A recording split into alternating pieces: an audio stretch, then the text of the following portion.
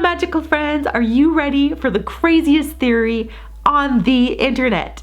Vamos! I had a lot of questions surrounding the escape scene from the Crimes of Grindelwald, and overall, a lot of confusion. I wasn't sure if I was seeing new magic, if this was polyjuice potion or switching spells. Was this the power of the Elder Wand that I was seeing? And I couldn't understand why Grindelwald would go after Abernathy. I didn't understand.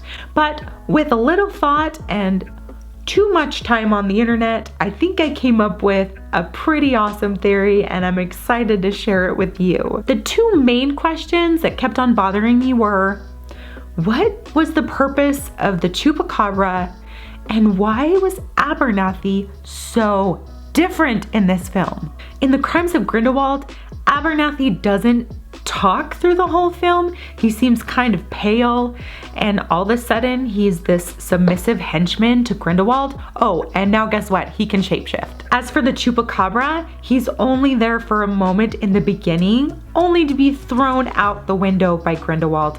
And that was after helping him get to Spillman. And it was for being needy? Like, what's the deal with that? I started to think, well, this movie is called Fantastic Beasts, so why is this beast so fantastic? And what was it doing with Grindelwald? I went to look up what a Chupacabra is and found similar things on Wikipedia and the Harry Potter lexicon, mainly that Chupacabras are a blood-sucking creature with both humanoid and reptilian qualities found in North and South America. Did that word stand out to you as well? Humanoid. Does this creature shapeshift? Could there be an animal to human transformation in the wizarding world? We know about animaguses and metamorphoguses. I can never say that word. Metamorph, whatever it is. Was the Chupacabra really a Chupacabra? And I found it. One of the legends under Chupacabra is called Peuchen, and it is, get this, a quote, much feared shape-shifting creature. I think Abernathy is not actually Abernathy, and here's what I think went down. So rewind to Fantastic Beasts, where we meet Graves. Something that always struck me is how much knowledge he actually does have about magical creatures. He kind of has a general knowledge of obscuruses, which is why he's looking for the child. When Tina tells Graves about Newt letting a creature loose in a bank, he says, "Let me see the little guy." I kind of thought that was interesting, because how did he know it was a little guy and not a big guy, and that they had to wipe memories? Like, there was nothing that he knew besides the fact that it was let loose in a bank. Fast forward to the end of Fantastic Beasts, where Grindelwald is captured by Newt, yes, but also a fantastic beast. If I were Grindelwald, I would want to learn all that I could about magical creatures. And how could I do that? Oh, I don't know. Maybe my enemy that just captured me wrote a whole book about it. So during my downtime in prison, I would see if I could find ways to learn more about this wonderful magical world that happened to be the reason why I'm in prison.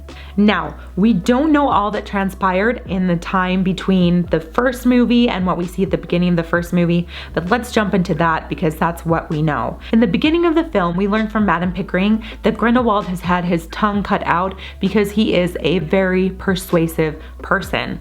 And so although we don't know what types of things he persuaded other people to do, maybe like reading me chapters from Fantastic Beasts and Where to Find Them, I don't know. So anyway, although we don't know what he persuaded others to do, we can probably guess that he did cross paths with Abernathy, and that, as portrayed in the first film, Abernathy is a small guy looking for big responsibility, probably from too much time in the wand permit office. He also probably is kind of feeling a little sheepish about letting Queenie go with the case. "I'm sick, Mr. Abernathy." I would feel kind of bad about that as well. Well, he crosses paths with Grindelwald, and Grindelwald probably helps him to see how amazing Abernathy would be on his team. Now let's jump to the Chupacabra. I'm not exactly sure how Grindelwald got a Chupacabra with him, and I'm not exactly sure how a Chupacabra shapeshifts, but if it's by biting, I would imagine that Grindelwald allowed the Chupacabra to bite Abernathy, so in that time he can now shapeshift into Abernathy whenever he wants, which is very invaluable, which would also explain why Grindelwald goes after the Chupacabra and makes sure that he's not leaving his team anytime soon. The Grindelwald we see in the cell is actually the Chupacabra in Abernathy's form, using probably transfiguration, which we know Grindelwald is really, really good at from the first film when he was Graves for the whole thing practically. That would explain why Grindelwald's eyes in the cell follow that fly down from the ceiling almost with longing in his eyes. He's a hungry Chupa. It would also explain why when Grindelwald gives him his tongue, it's a split tongue, like a lizard tongue. It's a cute Chupa tongue. That's my nickname, Chupa. As for Abernathy, poor fellow, he was turned into a Chupacabra and used in the carriage scene only to be thrown out the window the next for being too needy. I mean, think about it. He's the only one that I could find that doesn't have a first name. And doesn't Antonio Abernathy just sound like it fits? I'm not sure, but I believe that he was changed using the power of the Elder Wand because it's the most powerful wand in the world, and I don't know what it's really capable of, and we haven't really seen what it's capable of except for little glimpses here and there in Harry Potter. Now, I'm completely willing to admit that this theory is really out there and could be completely wrong, but how cool would it be if in the next movie Abernathy's body shows up somewhere, or like, I guess if he's a Chupacabra, he's a Chupacabra forever, but I don't know. I don't know if that magic could wear off or not. But wouldn't that be like eerie? All of a sudden, it's not just animal cruelty for making that animal get his tongue cut out, but also for throwing a man out the window while he's still transformed into a Chupacabra, thinking that he's gonna be changed back by his new leader. As for the Chupa, he gets to be lots of different people, including the old lady. And it's kind of crazy because he could be anyone. So what does that do for the story? It makes it kind of creepy because we will never know who we're seeing, maybe unless they have a couple scenes where they're not saying anything. Kind of like Nagini when she was transfigured into that one lady. Okay. Crazy theory aside, here's my second theory. Let's throw the Chupacabra out the window. Remember when Queenie is walking alongside that man, she says, "Hey, so-and-so, let me obliviate this guy." And he says, "You're not qualified." And she says, "Does this girl know that you've been seeing this girl?" And he kind of does a double take and says, "How do you know that?"